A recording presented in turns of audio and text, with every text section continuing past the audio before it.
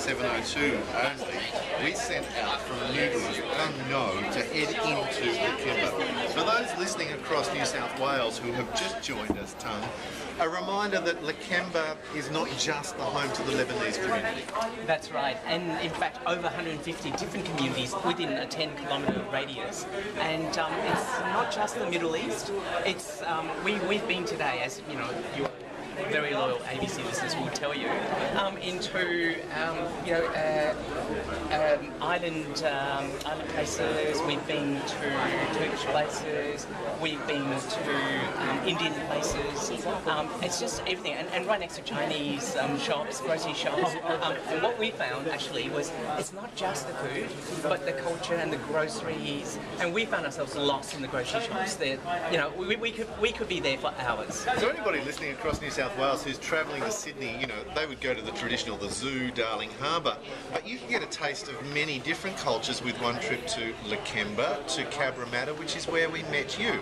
Yeah, that's right, and I love the fact that it's not just one culture, but we've got so many cultures in the one place, and nowhere is more edgier, funner, I find, than Lakemba at the moment, because I walked down, you know, bright-eyed and asking questions, because I found like I was going on holidays, and in fact a couple of people said to us, oh, are you visiting from somewhere? I want to meet your two tourists who went off with you, Kate and Jack. But a more serious note, because I was talking to you during the week, of Vietnamese background, who came and saw the assimilation of the Vietnamese community. It appears to me as though many of these moments are cyclical. When I was a kid, and this is going to date me, it was the Italians and the Greeks, then Vietnamese, and now the Lebanese. What is it like when you're on the receiving end of that cycle?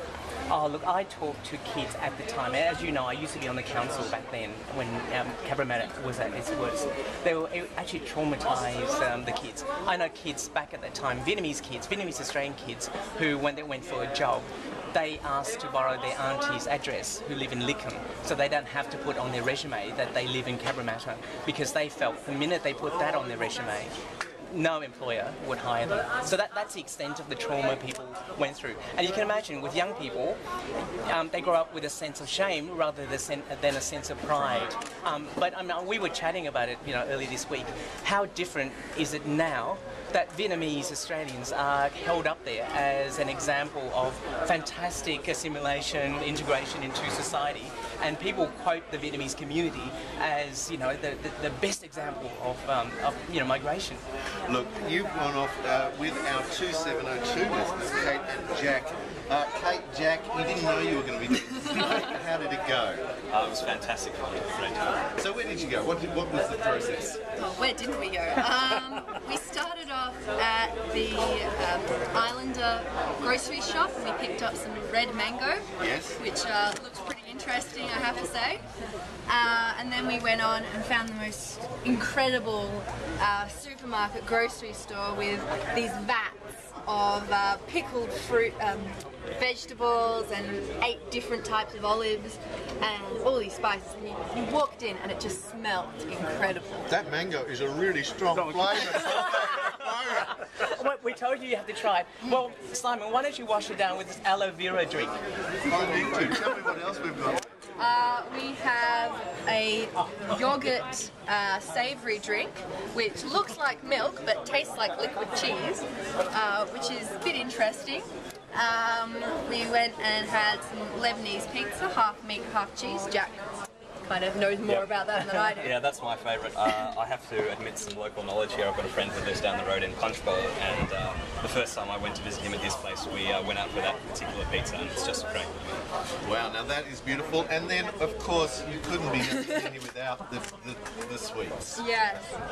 Well, here we have, we picked up half a kilo of baklava for $10, and the guy in the shop just picked out a whole load of different ones for us, and I mean, they look fantastic, and the smell was great. This is my favourite. It's got the pistachio in the middle, but the semolina on the top. All this for how much, Tom? $49.80. We had change from the $50 you gave us. And you've also eaten while you've been out there. We've eaten, we've drunk, we bought spices, we bought stuff back for you.